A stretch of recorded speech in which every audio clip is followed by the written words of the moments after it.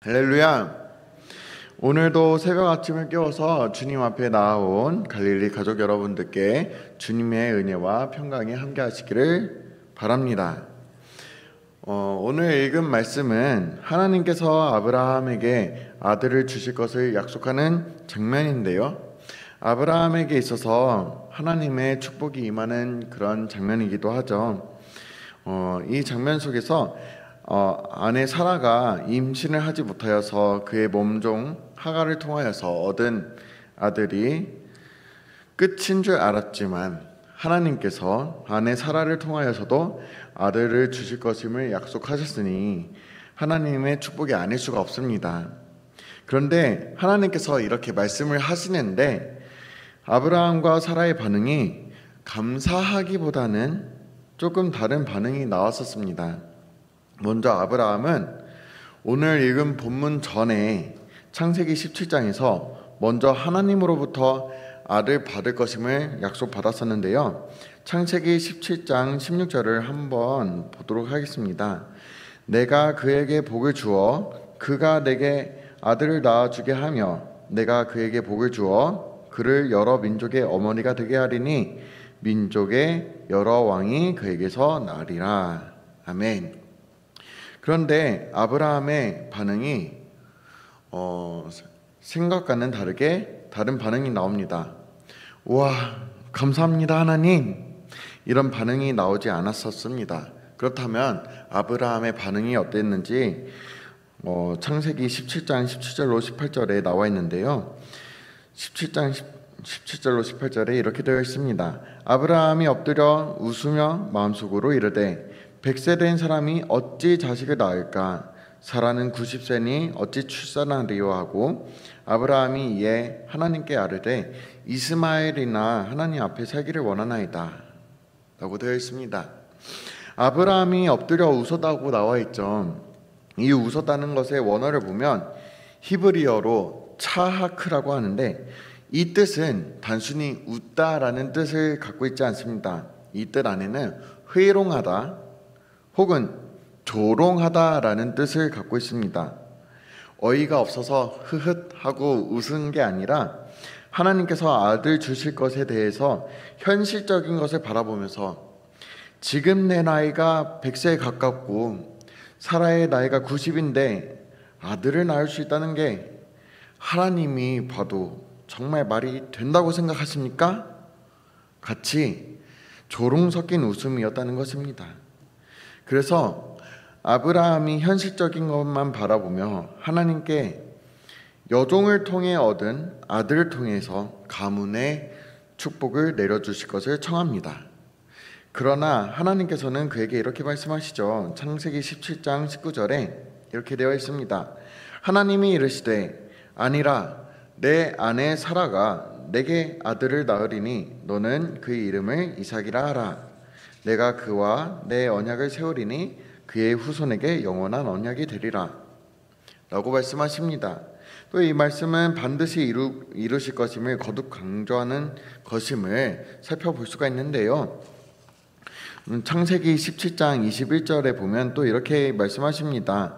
내 언약은 내가 내년 이 시기에 사라가 내게 낳을 이삭과 세우리라 라면서 하나님께서는 시기까지도 말씀을 하시면서 반드시 이루실 것임을 거듭 강조하십니다. 그리고 시간이 지난 후에 아브라함이 상수리 나무에 있을 때에 사람 셋을 만나는데요. 그 사람들과 영접하니 그 사람들이 전에 하나님께서 하신 말씀, 그 말씀을 똑같이 말하는 게 아니겠습니까? 창세기 18장 10절에 이렇게 되어 있습니다. 그가 이르시되 내년 이맘때에 내가 반드시 내게로 돌아오리니 내 아내 사라에게 아들이 있으리라 하시니 사라가 그 뒤 장막 문에서 들었더라. 그 사람이 하나님의 말씀과 같이 똑같이 말을 했을 때 누가 들었다고 했습니까? 사라가 들었다고 했습니다. 사라는 이때 여성의 생리가 끝나서 생물학적으로는 임신이 불가능한 상태였습니다. 근데 이 부부는 닮아간다더니 사라도 아브라함이 하나님께 처음 언약을 받았을 때처럼 똑같은 반응을 보입니다. 창세기 18장 12절에 이렇게 되어 있는데요. 사라가 속으로 웃고 이르되 내가 노쇠하였고 내 주인도 늙었으니 내게 무슨 즐거움이 있으리요? 라고 합니다. 여기에서의 웃다도 마찬가지로 회롱하다, 조롱하다라는 뜻을 갖고 있습니다. 아브라함과 사라의 하나님의 말씀에 대한 반응을 보면 지극히 현실적인 것을 보아서 오히려 하나님의 말씀을 신뢰하지 못하고 있음을 살펴볼 수가 있습니다. 그런 그들에게 하나님께서 이렇게 말씀하시죠. 함께 읽어보도록 할까요? 창세기 18장 14절의 말씀입니다. 여호와께 능하지 못한 일이 있겠느냐? 기한이 이를 때에 내가 내게로 돌아오리니 사라에게 아들이 있으리라. 아멘. 여호와께 능하지 못한 일이 있겠느냐? 아주 중요한 말씀입니다.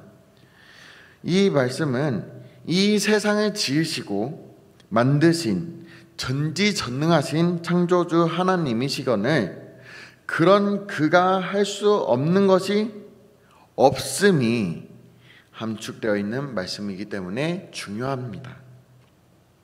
남성이 나이가 많아 쇠하고 여성도 나이가 들어서 폐경을 하게 되면 아이를 못 낳는 것이 생물학적으로는 맞지만 생명은 누구로부터 나는가요? 하나님으로부터 나는 것이죠. 하나님으로부터 나는 것이 생명입니다. 그렇기 때문에 임신을 할 수 없는 신체 조건을 가졌다고 할지라도 나의 뜻대로 그렇기 때문에 임신을 할 수 있는 신체 조건을 가졌다고 할지라도 나의 뜻대로 되는 것이 생명의 잉태가 아니고 또 하나님의 때에 따라 얻어지는 것이 생명의 축복입니다. 결국 하나님께서 말씀하신 대로 아브라함에게 아내로부터 아들을 얻게 되었습니다. 창세기 21장 1절로 3절에 보면은 그 결과를 볼 수가 있는데요. 함께 화면을 보면서 읽도록 하겠습니다. 여호와께서 말씀하신 대로 사라를 돌보셨고 여호와께서 말씀하신 대로 사라에게 행하셨으므로 사라가 임신하고 하나님이 말씀하신 시기가 되어 노년의 아브라함에게 아들을 낳으니 아브라함이 그에게 태어난 아들 곧 사라가 자기에게 낳은 아들을 이름하여 이삭이라 하였고. 아멘. 하나님께서 이루심을 살펴볼 수 있는 말씀입니다. 여러분, 여기서 이삭이 무슨 뜻인지 여러분 아십니까? 이삭은 웃음이라는 뜻입니다.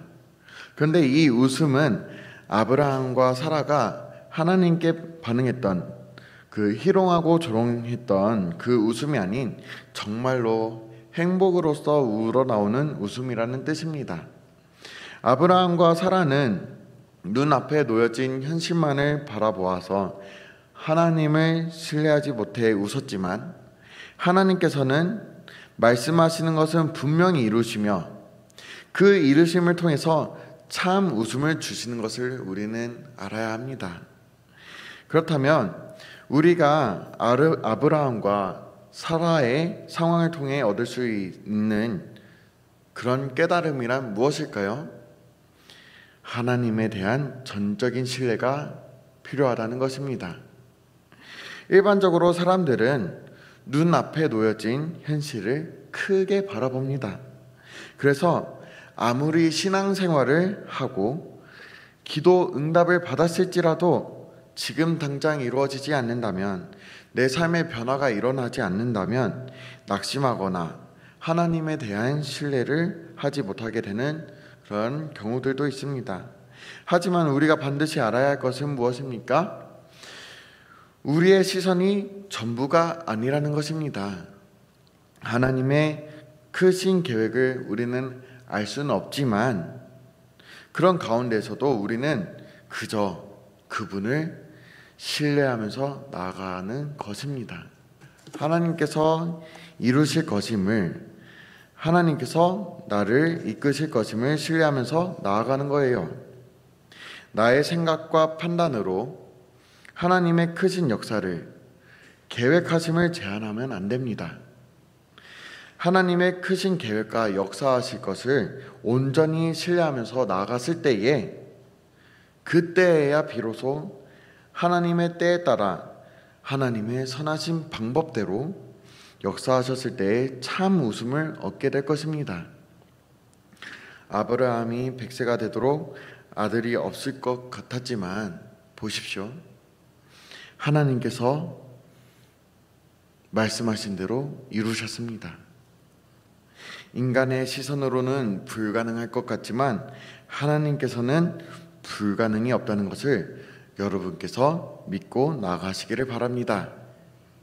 하나님께서 말씀하시면 반드시 이루실 것을 믿고 나아가는 저와 여러분이 되기를 소망합니다. 하나님께서는 분명히 말씀하신 것을 그대로 행하십니다. 그것을 민수기 23장 19절로 20절에서 볼 수가 있는데요.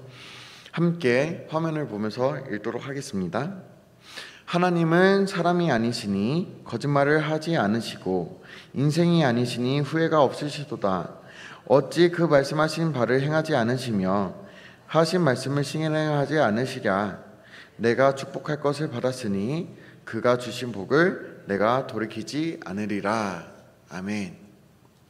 사랑하는 갈릴리 가족 여러분, 우리가 인생을 살아가는 동안 하나님을 바라보며 하나님의 말씀을 의지하며 그 말씀을 신뢰하며 그 말씀을 전적으로 바라보며 나아가는 저와 여러분이 되길 소망합니다. 그래서 그 끝에는 마침내 하나님께서 그 말씀을 이루시는 역사를 누리게 되는 그런 저와 여러분이 되기를 소망합니다. 눈앞에 현실이 닥쳤다고 주저하지 말고 눈앞에 현실이 있다고 해서 그 믿음을 저버리지 마십시오. 그 불가능할 것 같은 그런 현실 가운데에서도 이루시는 것이 하나님이시고 하나님의 역사이십니다. 그것을 믿고 나아가는 저와 여러분이 되기를 소망합니다.